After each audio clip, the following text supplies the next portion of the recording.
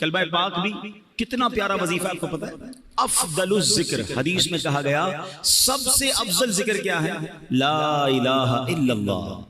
اب کتنا پڑھتے ہیں کلمہ پاک؟ اچھا اگر سوال کروں میں، کون کون یہ چاہتا ہے کہ مرتے وقت میری زبان پر کلمہ پاک؟ سبحان اللہ، ہر مسلمان چاہتا ہے، کیونکہ کیوں چاہتا ہے؟ حدیث پاک میں مضمون ملتا ہے نا کہ جس کا آخری کلام لا الہ الا اللہ محمد الرسول اللہ صلی اللہ علیہ وسلم ہوا، مضمون حدیث کا کلمہ پاک ہوا، وہ دخل الجنہ، وہ جنت میں چلا جائے گا۔ ہر مسلمان چاہتا ہے یا اللہ مرتے وقت کلمہ نصیب کرنا، لیکن تھوڑا سا آپ کے دل کے دروازے پر دستک دے دیتا ہوں، زندگی میں کلمہ کتنی بار پڑھتے ہیں؟ اس پورے ہفتے میں کتنی بار کلمہ پاک پڑھا ہے؟ مرتے وقت سب نے پڑھنا ہے، تمنا ہے، زندگی میں نہیں پڑھنا ہے۔ اگر آپ پڑھو گے نہیں تو عادت کیسے بنے گی؟ آپ خود سوچیں نا، ایک ایک ہفتہ گزر گیا شاید 5-6 بار بھی کلمہ پاک نہیں پڑھا ہوگا، مہینہ گزر گیا ایک تسبیح پوری نہیں پڑھی ہوگی، حالانکہ افضل الذکر کہا گیا۔ تو پلیز کم از کم 100 دانے کی تسبیح کلمہ پاک کی پڑھ لیا کریں، ہر کلمے پر انشاءاللہ جنت میں درخت بھی لگا دیا جائے گا۔ اور اب ایک بزرگ کا کال نہیں بھولتا، بڑا پیارا کال تھا ان کا، وہ کہتے ہیں اپنی زبان کو کلمے کا عادی کر لو، کیونکہ مرتے وقت زبان بھاری ہو جاتی ہے، جب سکرات کا عالم ہوتا ہے نا زبان سے نکلتا نہیں ہے کچھ۔ ویسے بھی دنیا میں بھی آپ کو کوئی بہت تکلیف ہو جائے، اللہ نہ کرے کوئی چوٹ لگ جائے، کوئی آپریشن ہو رہا ہو، کوئی کٹ لگ جائے، تو اتنی تکلیف ہوتی ہے کہ پھر بولنے کو جی نہیں چاہتا۔ سکرات تو بہت زیادہ تکلیف کا وقت ہوتا ہے، بہت زیادہ یوں سمجھیے کہ ٹینشن کا وقت ہوتا ہے۔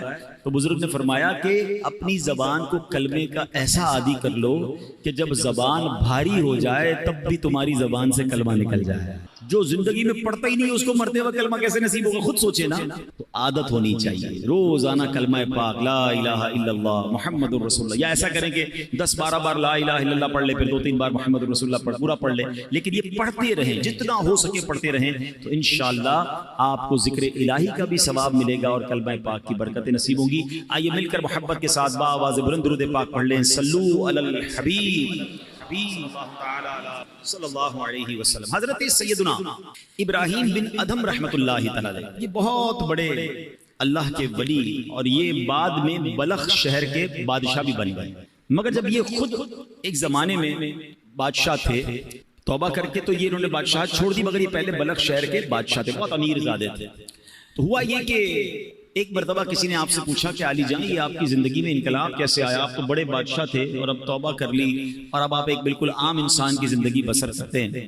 تو فرمایا میں خراسان کے شاہی خاندان سے تھا، یہ ان دنوں کی بات ہے جب میں جوان تھا۔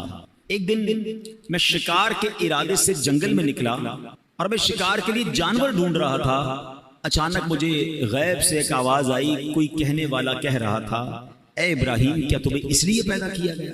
میں نے گھبرا کر ادھر ادھر دیکھا، کوئی بھی نظر نہیں آیا، مجھ پر سخت طاری ہو گیا کہ یہ کس کی آواز تھی۔ تھوڑی دیر کے بعد جب میں دوبارہ نارمل ہو گیا، حواس میرے دوبارہ جو ہے وہ بحال ہوئے، پھر جانور ڈھونڈنے لگا، پھر شکار کے لیے آگے گیا۔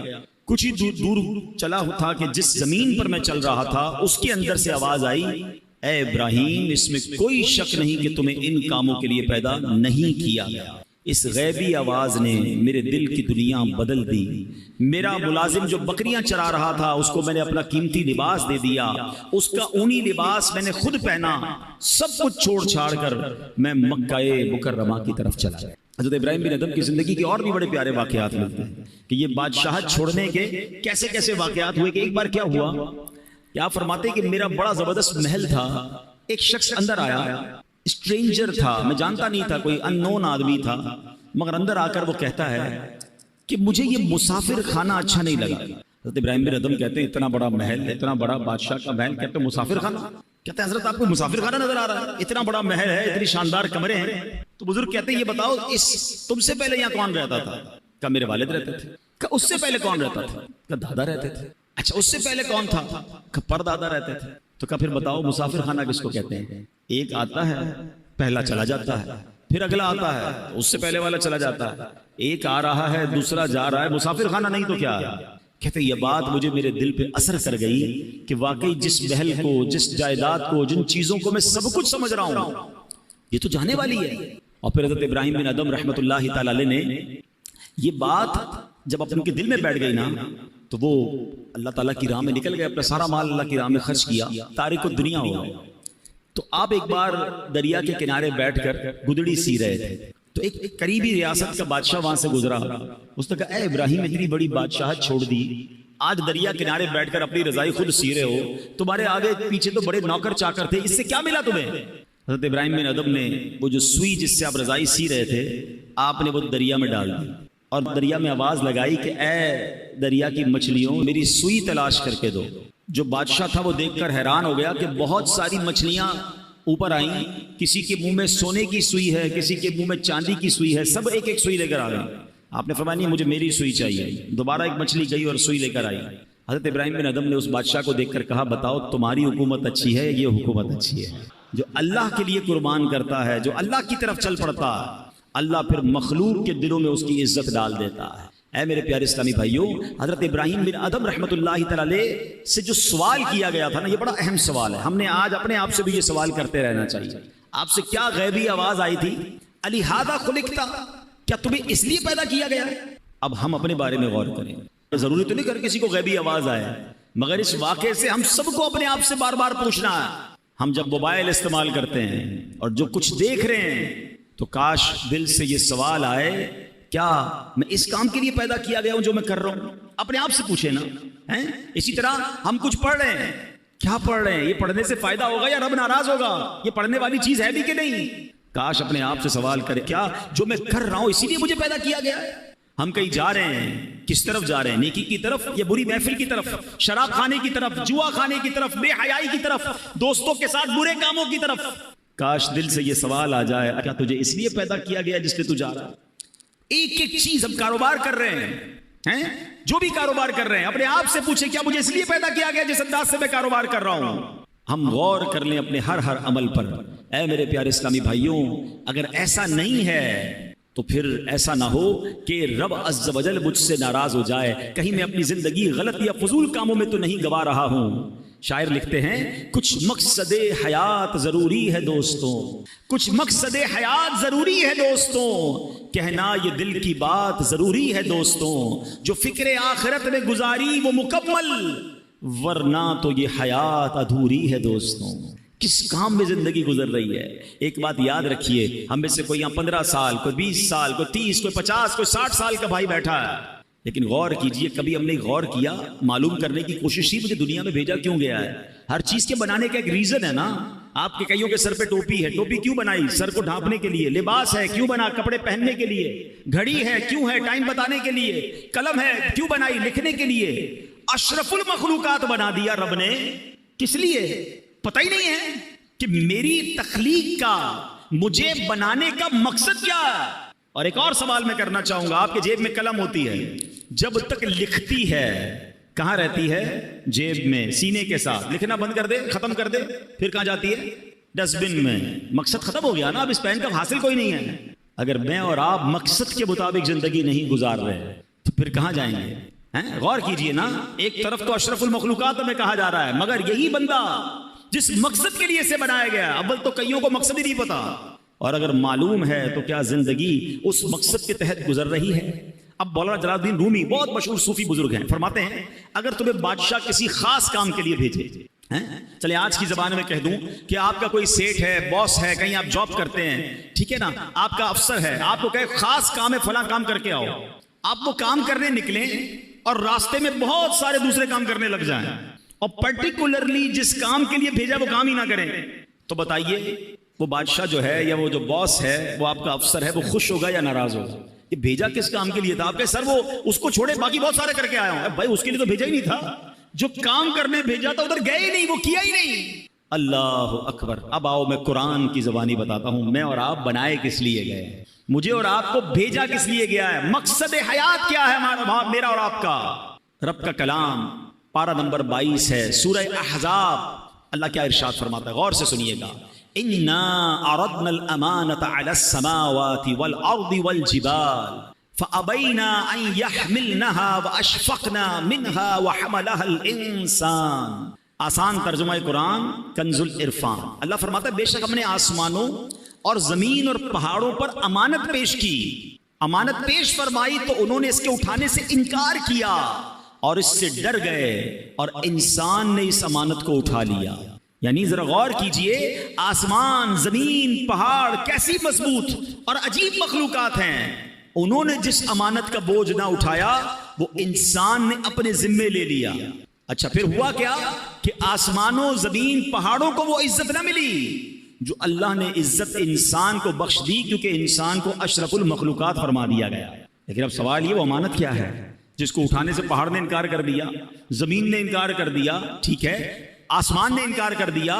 فرمایا وہ امانت ہے نمازیں اور ہر وہ کام جس کے کرنے پر ثواب ملے اور نہ کرنے پر گناہ ہو۔ نہیں کریں گے تو گناہ ہوگا، یہ وہ امانت ہے جو انسان نے اپنے ذمے لے لی ہے۔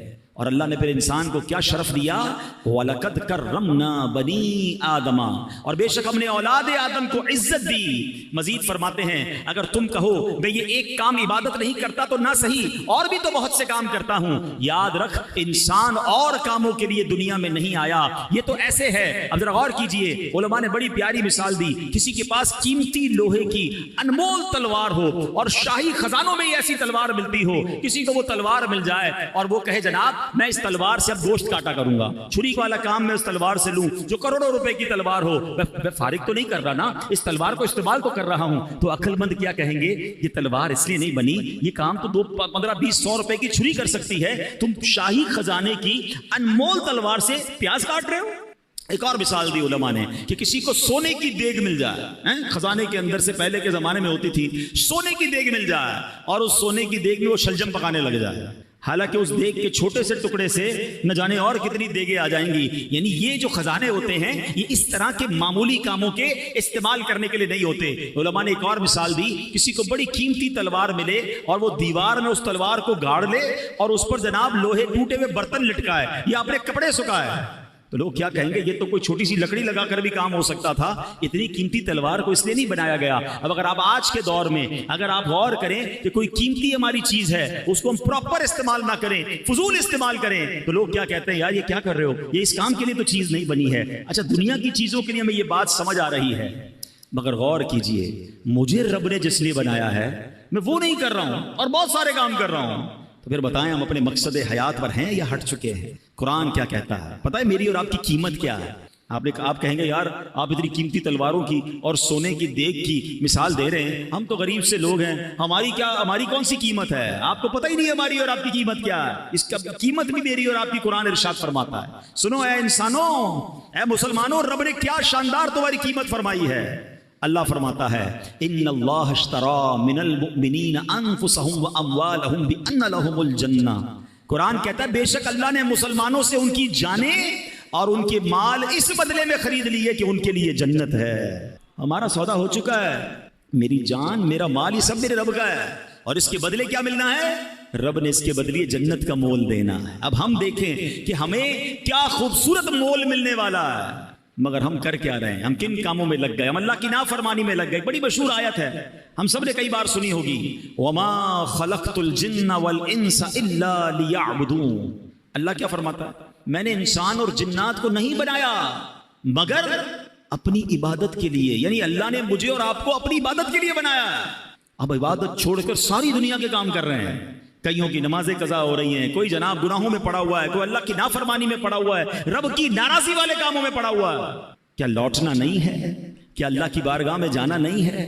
خدا را اپنے مقصد حیات سے نہ ہٹیں۔ یاد رکھیے میرے پیارے اسلام بھائیوں، شاعر لکھتے ہیں فرشتوں سے بہتر ہے انسان بننا، فرشتوں سے بہتر ہے انسان بننا، مگر اس میں لگتی ہے محنت زیادہ۔ ہاں ایسا نہیں ہے کہ ہر انسان فرشتوں سے بہتر ہے، ہاں یہ بات یاد رکھیے گا۔ دیکھیں ہمارے اندر انسان میں اور حیوان میں اور فرشتوں میں فرق کیا؟ یہ فرق سمجھیے گا۔ فرشتے جو ہے نا ان میں عقل ہے مگر ان میں شہوت نہیں ہے، جانوروں میں شہوت ہے عقل نہیں ہے، انسانوں میں عقل بھی ہے اور شہوت بھی ہے، برے خیالات بھی آتے ہیں۔ فرمایا جانور صرف اپنی شہوت پوری کرتا ہے اس لیے وہ جانور ہے، فرشتے با عقل ہیں، عبادت کرتے ہیں اس لیے وہ بڑے برتر ہیں، مگر وہ انسان جو اپنی شہوت، نفسانی خواہشات، شیطان کے وار اور گناہوں کے جو حملے ہوتے ہیں اس سے اپنے آپ کو بچا لے اور اللہ کی فرما برداری والی زندگی گزارے تو فرمایا وہ فرشتوں سے افضل ہو جاتا ہے۔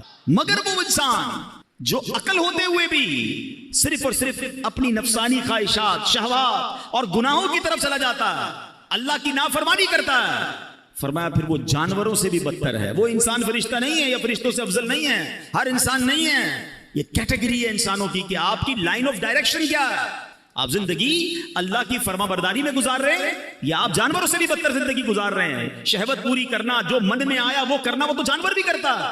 अगर एक इंसान मुसलमान होकर भी जानवरों वाली जिंदगी गुजारे तो फिर तो वो जानवरों से भी बदतर हो गया ना। गौर कीजिए मेरे प्यारे इस्लामी भाइयों, एक बात याद रखिएगा, ये दुनिया आखिरत की खेती है।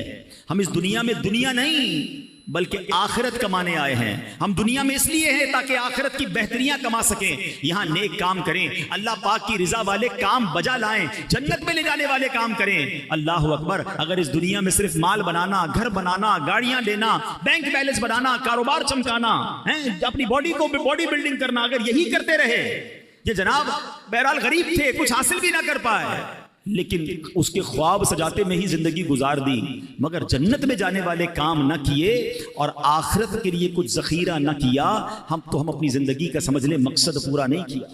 हजरत ईसा अलैहिस्सलाम ने एक दिन लोगों को फरमाया, तुम भी अजीब लोग हो, दुनिया के लिए भाग दौड़ करते हो जबकि इसके बगैर भी तुम्हें रिस्क दिया जाता है, क्योंकि अल्लाह पाक ने रिस्क का वादा किया है।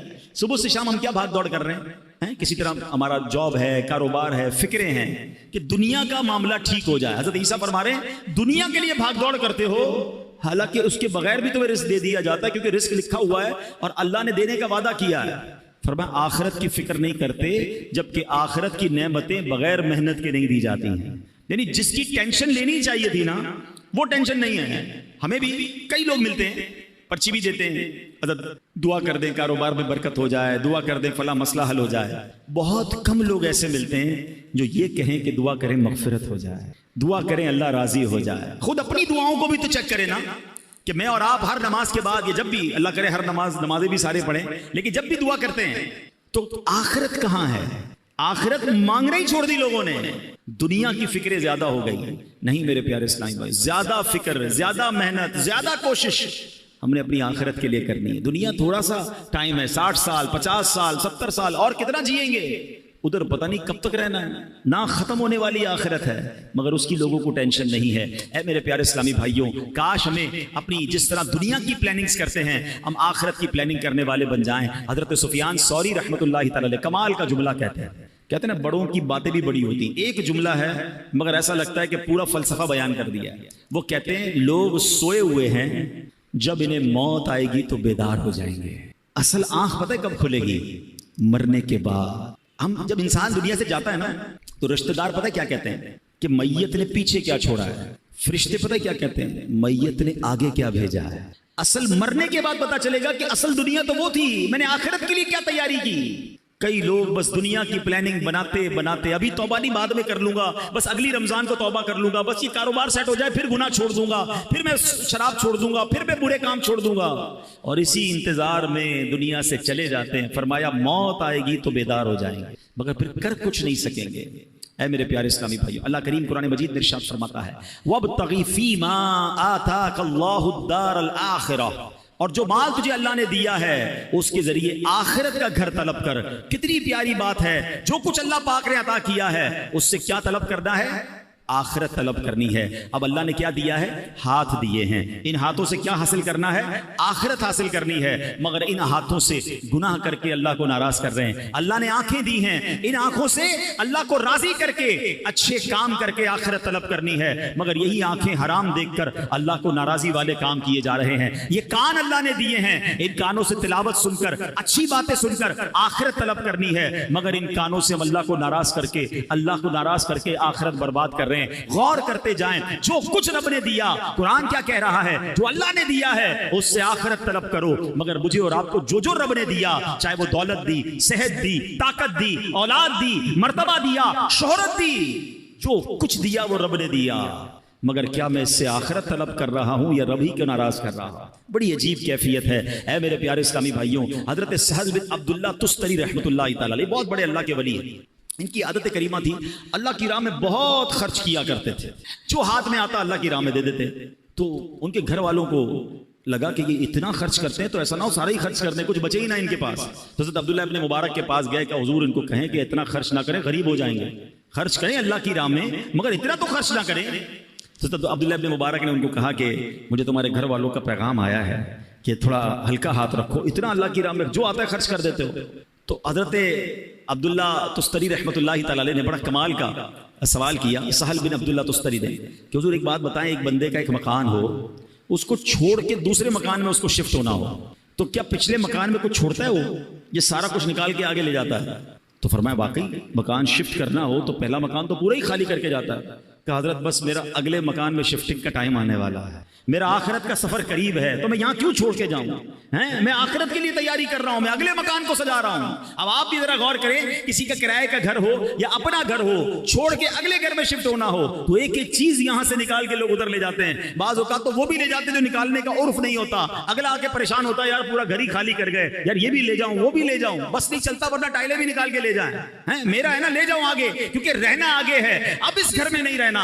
کاش یہ بات سمجھ آ جائے کہ اس دنیا میں مجھے رہنا نہیں ہے، مجھے اگلی دنیا میں جانا ہے، میرا سفر آگے کا ہے، مگر آگے کی کیا تیاری ہے، اللہ کرے یہ بات سمجھ آ جائے۔ اسی طرح کا ایک واقعہ کہ کس طرح عقل مند لوگ اپنی اگلے سفر کی تیاری کرتے ہیں، اس واقعے سے مزید سمجھ آئے گا۔ ایک شہر میں ایک عجیب سا عرف تھا، عجیب سا اس کا ایک اصول تھا کہ ہر سال وہ اپنا ایک بادشاہ چنتے تھے، مگر اس کا طریقہ یہ تھا کہ جو پہلا دن سال کا ہوتا تھا، شہر کے دروازے میں جو سب سے پہلا بندہ داخل ہوتا تھا ارلی ان دا مارننگ، صبح صبح اس کو پکڑتے تھے اور اپنا بادشاہ بنا دیتے۔ ایک اجنبی سا شخص تھا، وہ اس کو پتہ بھی نہیں تھا، وہ شہر میں صبح صبح داخل ہوا، شہر والوں نے پکڑ لیا، مبارک ہو مبارک ہو، اس کو ہار وغیرہ پہنایا، کہ خیریت تو ہے، کہ آپ کو مبارک ہو، آپ ہمارے بادشاہ بن گئے۔ تو کیوں بادشاہ بن گیا؟ کہ ہمارا اصول ہے جو سال کے پہلے دن سب سے پہلے شہر میں داخل ہوتا ہے وہ بادشاہ۔ کہ اچھا تو کتنے ٹائم کے لیے بادشاہ؟ کا 1 سال کے لیے۔ وہ تھا بڑا عقل مند آدمی، کہتا ہے 1 سال کے لیے؟ کہاں؟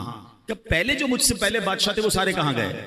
کہ وہ 1 سال حکومت کرتے ہیں، پھر ہم ان کو ایک جنگل میں جا کے پھینک کے آ جاتے ہیں، اور اس جنگل کے اندر وہ بھوکا پیاسا مر جاتا ہے، اگر بھوکا پیاسا نہیں مرتا تو سانپ بچھو کھا جاتے ہیں۔ اس نے کہا اچھا۔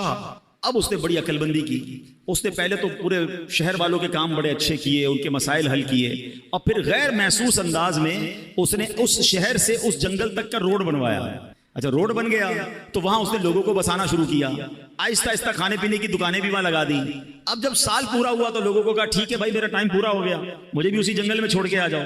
تو جو شہر کے بڑے لوگ تھے انہوں نے کہا آپ بڑے سمجھدار ہیں، آپ نے اس جنگل بیابان کو بھی شہر بنا دیا، ادھر بھی جناب اتنی رونق کر دی کہ ہم آپ کو ادھر بھی لے کے جائیں گے تو آپ کو کوئی پرابلم نہیں ہوگی، ہمیں ایسے ہی عقل مند بادشاہ کی ضرورت تھی، اب ہم سب نے مل کر فیصلہ کیا ہے آپ ہی ہمارے بادشاہ رہیں گے۔ اب بظاہر تو یہ واقعہ ہے، مگر کیا مجھے اور آپ کو ایک شہر میں نہیں جانا ہے؟ مجھے اور آپ کو ایک اور دنیا میں نہیں جانا ہے جہاں سانپ اور بچھو بھی ہو سکتے ہیں؟ اللہ ناراض ہوا تو قبر میں سانپ اور بچھو بھی تو ہو سکتے ہیں نا۔ جہنم کی آگ اور جہنم کا عذاب کتنا خطرناک ہے، مگر ہم میں سے کون ہے جو اس جہان کو، آخرت کے معاملات کو آسان کرنے کے لیے یہاں سوچ رہا ہے کہ یار یہیں رہ کر میں آخرت بہتر کر لوں۔ ایک اور واقعہ میں نے پہلے بھی بیانات میں سنایا ہے کہ ایک ملک تھا، یہ بھی حکایت ہے ایکچولی، یہ اس طرح کی حکایتیں چوٹ کرنے کے لیے ہوتی ہیں کہ ایک ملک میں ایک مقابلہ کروایا گیا، اس پورے ملک میں سب سے بڑا بے وقوف کون ہے۔ اب ہے نا بڑی عجیب بات، بے وقوفوں کا مقابلہ کون کرتا ہے؟ بہرحال مقابلہ ہوا، وزیروں نے سلیکٹ کیا کہ بادشاہ سلامت ہم نے جان لیا ہے کہ یہ بندہ سب سے بڑا بے وقوف ہے۔ چیک کر لیا، اس کو اس نے اپنی سونے چاندی کی خوبصورت سی مالا ہار پہنایا اور اس کو گھر بھیج دیا۔ وہ بندہ بڑا خوش گھر آ گیا۔ تھوڑے دنوں بعد اس کو کسی نے بتایا کہ بادشاہ سلامت بڑے بیمار ہو گئے ہیں۔ اچھا چلو میں جا کے ملتا ہوں بادشاہ سلامت سے۔ بادشاہ کے پاس گیا، کہا بادشاہ سلامت کیسے ہیں آپ، ٹھیک ہیں؟ تو کہا بس اب تو آخری لمحات ہیں، یہ دنیا چھوڑ کر جا رہا ہوں۔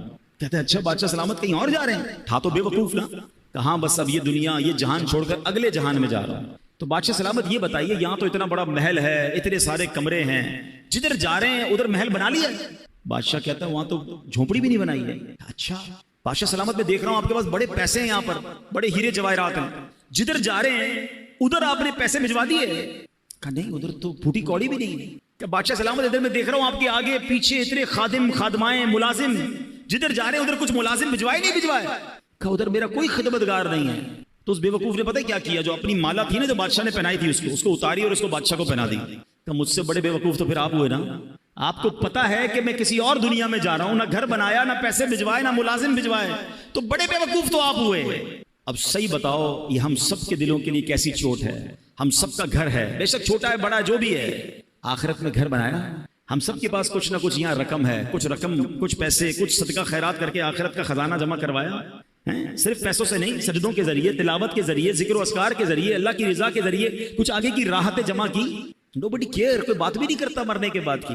جو بات کرنی ہے دنیا کی، جو پلاننگ کرنی ہے دنیا کی. پتہ ہے شیطان نے ہمارے ساتھ ایک گیم کی ہے، ہمیں موت کی بات کرنے نہیں دیتا ہے. ہو سکتا ہے ابھی بھی جو بات کر رہا ہوں نا کسی کے دل میں خیال آ رہا ہوگا، یار یہ مولانا صاحب کیا مرنے کی باتیں کر رہے ہیں، آخرت کی باتیں کر رہے ہیں، قبر کی باتیں کر رہے ہیں. بھائی یار دنیا کی بات کرو. کمال ہے یار، میں بات نہیں کروں گا تو آپ مرنے سے بچ جاؤ گے. کیا جنازے اٹھتے نہیں دیکھ رہے؟ اچھا کیا 70-80 سال کے بعد ہی لوگ مر رہے ہیں؟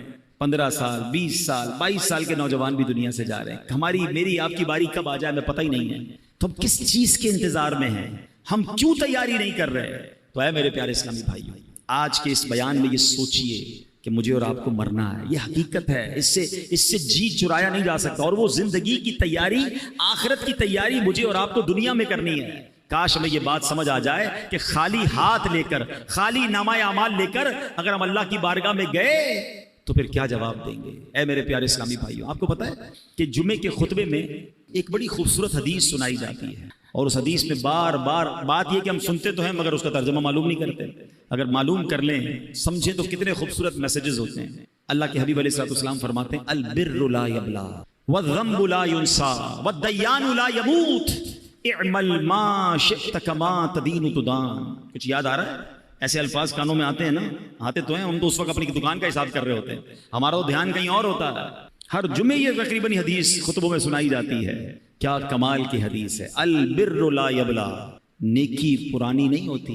والذنب لا ینسا، گناہ بھلایا نہیں جاتا. والدیان لا یموت، جس رب نے انصاف کر رہا ہے اس کو موت نہیں آنی. اعمل ما شئت کما تدین تدان، کر لے جو کرنا ہے، جیسی کرے گا ویسی بھرے گا. ہے نا حدیث سمجھانے والی کہ نیکی پرانی نہیں ہوگی، نیکیاں کرتے رہیے. اچھا گناہ کر کے ہم بھول جاتے ہیں مگر ہم بھول گئے، کہیں لکھے گئے ہیں، کہیں موجود ہیں، ہمارے نامہ اعمال میں موجود ہیں. ہمارا معاملہ ہی الٹا ہے. ہمارے بزرگان دین ایک زندگی میں غلطی ہو جاتی ساری زندگی اسے یاد کر کے روتے. ہمارے ہزاروں گناہ ہیں ہمیں یاد ہی نہیں ہیں، ہمیں اپنی نیکیاں یاد ہیں. کبھی کبھی جناب تہجد پڑھ لیں تو ایسا لگتا ہے میں تو پکا ہی جنتی ہو گیا. آج تو 5 ٹائم جماعت سے نماز پڑھی ہے، کمال ہو گیا. ایک نیکی کر کر پھولے نہیں سماتے، ہزاروں گناہ کیے وہ بھول گئے. یاد رکھیے گا حدیث کے الفاظ ہے، گناہ بھلایا نہیں جاتا. توبہ کرنی ہوگی، اللہ کو راضی کرنا ہوگا. اور اگلا جو پارٹ ہے نا، اعمل ما شئت کما، کر لے جو کرنا ہے. تدین تدان، کیا ہوگا؟ جیسی کرے گا ویسی بھرے گا. کبھی آپ نے دیکھا ہے کہ کوئی بندہ اپنے گھر میں آم کا پودا لگائے اور لوگوں سے کہ حضرت دعا کر دے سیب نکل آئے، تو لوگ کیا کہیں گے؟ بھائی پودا آم کا لگایا، نکلنا بھی آم ہی ہے، وہ بھی دعا کرو نکل آئے. کراچی میں تو وہ بھی نہیں نکلتا، شجرکاری کیا کرو بھائی، ٹھیک ہے نا. لیکن آم کے پودے میں سیب نہیں نکلتا، یہ سمجھ آتا ہے. گناہوں والی زندگی کے بعد جنت کی امید رکھ کے بیٹھے ہیں، کام اللہ کو ناراض کرنے والے کرنے ہیں، نمازیں ہماری قضا ہو رہی ہیں اور ہم امید لگائے بیٹھے ہیں کہ قبر جنت کا باغ بنے گی. خود سوچے نا، کریں گے جیسی ویسی بھریں گے نا، جیسا بوئیں گے ویسا کاٹیں گے. تو آج ہمیں یہ پتہ چلا قرآن و حدیث کی روشنی میں کہ مجھے اور آپ کو بنایا کیوں گیا ہے، میری اور آپ کی پیدائش کا مقصد کیا ہے. ایک امانت ہے جو انسان نے قبول کی ہے، ایکسپٹ کی ہے، اور وہ اللہ کو راضی کرنے والے کام ہیں، وہ نمازیں ہیں، وہ عبادتیں ہیں، وہ حرام کاموں سے بچنا ہے. تو اے میرے پیارے اسلامی بھائیوں، کاش ہم یہ بات سمجھ جائیں. نبی پاک علیہ السلام کی حدیث پاک ہے، فرمایا حیرت ہے، انتہائی حیرت ہے اس پر جو ہمیشہ کے گھر کو مانتا ہے پھر بھی دھوکے کے گھر یعنی دنیا کے گھر کے لیے محنتوں میں مصروف ہے. معلوم ہے کہ حقیقت والا گھر دوسرا ہے مگر یہ دنیا کے گھر اور یہی کے لیے مصروف ہے. پیارے آقا فرماتے ہیں حیرت ہے اس کے لیے. کاش یہ بات ہمیں سمجھ آ جائے. اے میرے پیارے اسلامی بھائیوں، تو آئیے نیکوکار بن جائیے. اتنی ساری روایتیں، واقعات، سب کچھ ہمیں جھنجھوڑ کر کہہ رہے ہیں کہ اے بندے، یہ دنیا آخرت کے لیے وقف ہے، دنیا آخرت کی کھیتی ہے. آج جو بوئے گا وہی آخرت میں کاٹے گا. ہمیں چاہیے کہ آج اور ابھی سے اپنی زندگی کے مقصد کو سمجھیں، اپنی زندگی کو اس عارضی فانی چند روزہ دنیا کے لیے نہیں بلکہ آخرت کے لیے وقف کر دیں. دنیا میں رہ کر دنیا نہیں بلکہ آخرت کمانے کا سلسلہ شروع کر دیں. کیا خوبصورت اشعار امیر اہل سنت ہمیں ایک طرح سے جھنجھوڑتے جھڑوڑتے ہوئے بھی کہہ رہے ہیں کہ دل سے میرے دنیا کی محبت نہیں جاتی، دل سے میرے دنیا کی محبت نہیں جاتی، سرکار گناہوں کی بھی عادت نہیں جاتی، دن رات مسلسل ہے گناہوں کا تسلسل، آقا کچھ تم ہی کرو نا یہ نحوست نہیں جاتی، گو پیش نظر قبر کا پرہول گھڑا ہے، افسوس مگر پھر بھی یہ غفلت نہیں جاتی۔ اے میرے پیارے اسلامی بھائیوں، اگر نیک بننے کا ذہن بن گیا ہے نا، اللہ کو راضی کرنے والی زندگی گزارنی ہے، تو آج کے دور کی عظیم علمی اور روحانی شخصیت امیر اہل سنت مولانا محمد الیاس اتار قادری صاحب نے ایک بڑا پیارا رسالہ نیک اعمال کا رسالہ ہمیں عطا کیا ہے۔ نیک اعمال کے رسالے سے پابندی سے اپنے اعمال کا جائزہ لیجئے۔ نبی پاک علیہ الصلوۃ والسلام نے حضرت ابو ذر غفاری رضی اللہ تعالیٰ عنہ سے ارشاد فرمایا، اے ابو ذر، آدمی اس وقت تک متقی نہیں بن سکتا جب تک اپنے اعمال کا جائزہ اتنی سختی سے نہ کرے جتنی سختی سے کوئی شخص اپنے کاروباری شریک سے حساب کرتا ہے۔ اس کا فائدہ یہ ہوگا کہ اسے معلوم ہو جائے گا کہ اس کے کھانے پینے اور پہننے کی چیزیں حلال کی ہیں یا حرام کی۔ کسی پارٹنر سے کیسا حساب کرتے ہیں، نہیں یہ میرے تھے، یہ آپ کے نہیں تھے، ہمارا یہ طے ہوا تھا، یہ تو میرا پروفٹ ہے۔ فرمایا اپنے اعمال کا حساب بھی ایسے ہی رہے کہ یہ کرنا تھا یا نہیں کرنا تھا، یہ میں نے کیوں کیا، یہ میں نے کیوں نہیں کیا۔ کاش اس طرح اپنے اعمال کا حساب لینے کی ہمیں عادت پڑ جائے۔ آج کے اس پرفتن دور میں دعوت اسلامی کا ماحول ہے کہ نیکوں کے ساتھ رہ کر ہم بھی نیک بن سکتے ہیں، ان کے ساتھ رہ کر ہمیں بھی آخرت کا خیال آتا رہے گا اور ہم اپنی آخرت کی زندگی کی بھی تیاری کریں گے۔ اے میرے پیارے اسلامی بھائیوں، آج میں نے دو عظیم ہستیوں کا بھی ذکر کرنا ہے۔ 21 محرم الحرام کو عظیم صحابی رسول، عاشق مصطفیٰ، مؤذن رسول حضرت بلال رضی اللہ تعالیٰ عنہ کا یوم وصال ہے۔ آپ سابق الاسلام ہیں، یعنی ابتدا ہی میں آپ نے اسلام قبول کر لیا تھا اور غلامی سے آزادی نصیب ہونے کے بعد سے لے کر پیارے آقا علیہ الصلوۃ والسلام کے وصال ظاہری تک حضرت بلال نبی پاک کی بارگاہ میں حاضر رہے، نبی پاک کے مالی معاملات کو بھی دیکھتے تھے۔ پیارے آقا علیہ الصلوۃ والسلام سبحان اللہ نبی پاک کے وصال کے بعد حضرت بلال ملک شام تشریف لے گئے اور آخر تک وہیں رہے۔ حضرت بلال کے تو بہت سارے واقعات ہیں، مگر ایک بڑا خوبصورت واقعہ یہ ہے کہ پیارے آقا ان سے کتنی محبت فرماتے کہ ان کا مالک جو تھا، ان کا آقا جو تھا، کیونکہ آپ غلام تھے، حبشہ کے تھے، حبشہ جس کو آج ہم ایتھوپیا کہتے ہیں، ٹھیک ہے، اور افریقن تھے۔ تو ہوا یہ کہ وہ جو آقا تھا امیہ، وہ حضرت بلال پر بڑی سختی کرتا تھا، اور آپ مسلمان ہو گئے تھے تو آپ کو مکے کی ریت پر، ریگستان پر لٹا کر پتھر سینے پر رکھتا تھا اور کہتا تھا، اے بلال اللہ کا انکار کر دو، اور آپ کہتے ہیں میں مر جاؤں گا مگر اللہ کا انکار نہیں۔ وہ بہت مارتا تھا۔ حضرت ابوبکر صدیق قریب سے گزرتے تھے، دیکھتے تھے کہ یہ امیہ بڑا زیادتی کرتا ہے، نبی پاک کو بھی بڑا دکھ ہوتا تھا۔ ایک بار حضرت ابوبکر صدیق امیہ بن خلف کے پاس پہنچے، کہا بتاؤ بلال کتنے میں دو گے؟ وہاں غلام کی خرید و فروخت ہوتی تھی۔ اب ذرا سمجھیے گا، اس زمانے میں مثال کے طور پہ ایک غلام کی قیمت 1000 روپے تھی یا 1000 درہم یا دینار، تو امیہ نے کہا میں 3000 میں دوں گا، پیسے بڑھا کر بتائے۔ حضرت ابوبکر صدیق نے کہا مجھے منظور ہے، کہ نہیں 4000 میں دوں گا، کہا مجھے منظور ہے، کہا 5000 میں دوں گا، کہا مجھے منظور ہے۔ وہ پیسے بڑھاتا رہا، حضرت ابوبکر صدیق اس کو اوکے کرتے رہے، آخر کار ایک بڑی تگڑی رقم پر حضرت بلال کو انہوں نے خرید لیا۔ تو امیہ کہتا ہے، اے ابوبکر رضی اللہ تعالیٰ عنہ، تمہارے کاروبار کے تو بڑے چرچے سنے ہیں، تم تو بڑے کاروباری ہو، سودا بڑا کس کے بڑا جانچ کے لیتے ہو، تم نے ایک حبشی غلام کو اتنا مہنگا خرید لیا۔ سیدنا ابوبکر صدیق کے وہ تاریخی الفاظ سنیں، وہ کہتے تمہیں کیا معلوم بلال کی قیمت کیا ہے؟ اے امیہ تو اگر اس سے بھی زیادہ مانگتا میں اس سے زیادہ تجھے رقم دیتا۔ حضرت بلال کو لیا اور نبی پاک کی بارگاہ میں حاضر ہوئے، کہ حضور بلال حاضر ہے، حضور بلال کو آزاد کروا کے لایا ہوں۔ اللہ اکبر، نبی پاک اتنا خوش ہوئے، فرماتے اے ابو بکر بلال کو خرچ کرنے میں جو رقم خرچ کی ہے نا، اس میں کچھ پیسے میرے بھی شامل کر لو۔ حضرت ابوبکر کہتے ہیں حضور میرا جو کچھ ہے سب آپ ہی کا تو ہے۔ اللہ اکبر، ایسے بلال ہیں جن کو نبی پاک سے کتنی محبت اور سرکار دو عالم علیہ الصلوۃ والسلام کو ان سے کتنی محبت ہے، سبحان اللہ۔ اسی طرح 18 محرم الحرام ایک اور عظیم شخصیت، اور وہ کون ہیں؟ وہ عاشق نیک اعمال، عالم باعمل، مفتی دعوت اسلامی حضرت مفتی محمد فاروق اتاری رحمۃ اللہ تعالی کا یوم وصال ہے۔ آپ نمازوں کی حفاظت فرمانے والے، زبان اور آنکھوں کا قفل مدینہ لگانے والے، تلاوت قرآن کریم کرنے والے اور خوب دینی کاموں میں حصہ لینے والے، اور سبحان اللہ آپ رحمت اللہ تعالی کے انتقال کے بعد آپ کے مزار پر آپ کے پیر و مرشد امیر اہل سنت نے آپ کے بارے میں یوں فرمایا، یا رسول اللہ صلی اللہ علیہ وسلم میں اس سے راضی تھا، آپ بھی اس سے راضی ہو جائیں۔ یا غوث پاک میں اس سے راضی ہوں، آپ بھی میرے فاروق سے راضی ہو جائیں۔ اللہ اکبر، ایسی عظیم ہستی، اللہ ان دونوں عظیم ہستیوں کے مزار پر کروڑوں رحمتوں کی بارش نازل فرمائے۔ ان لوگوں نے دنیا میں رہ کر اپنی آخرت بنا لی، کاش ہم بھی دنیا میں رہ کر اپنی آخرت بہتر کرنے والوں میں ہو جائیں۔ اللہ مجھے بھی آپ کو بھی اپنی آخرت بہتر کرنے کی فکر اور سوچ نصیب فرمائے۔ اس میں مدنی قافلے بھی ہیں، سفر کریں تو آخرت کی تیاری ملتی ہے۔ بار بار اجتماع میں آتے رہیں، مدنی مذاکروں میں شرکت کریں تو انشاءاللہ یہ ذہن بنتا چلا جائے گا۔ اللہ پاک عمل کرنے کی توفیق عطا فرمائے، آمین بجاہ النبی الامین صلی اللہ تعالی علیہ وسلم۔ صلو علی الحبیب صلی اللہ تعالی علی محمد صلی اللہ علیہ وسلم۔